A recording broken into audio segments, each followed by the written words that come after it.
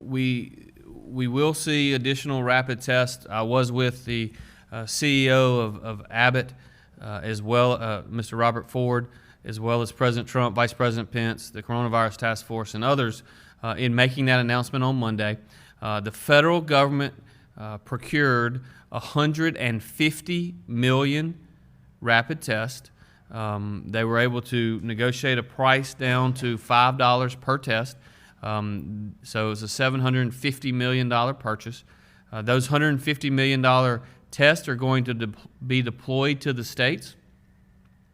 They're going to allocate 50 million of them to priority areas, and they're going to allow the other 100 million to be given to the governors, and ultimately, in my case, I'll work very closely with Dr. Dobbs as to exactly how we deploy our share of those tests. We've talked a lot about the utilization of those rapid tests in the facilities that we already have set up doing weekly testing. It may allow us to do even more testing on a daily basis in some areas.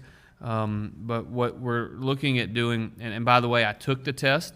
So as of 2 days ago, thank the good Lord, I did test negative. Having taken many tests over the last 6 months, I will tell you that this is a much less invasive test. They do not tickle your brain.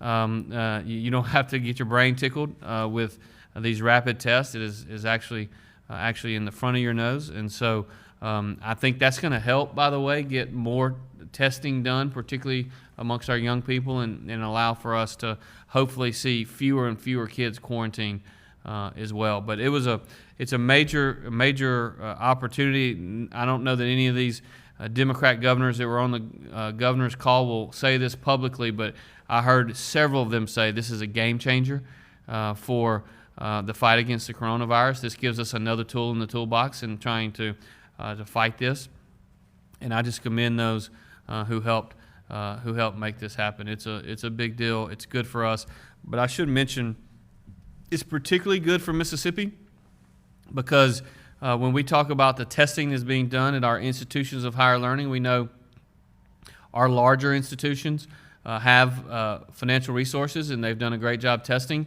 I will tell you that a large number of these initial $50 million test allocation that the president has made are going to historically black colleges.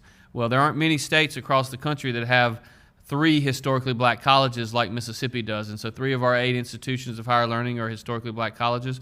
They will each get tests shipped directly to them, in addition to our long-term care facilities and others. So.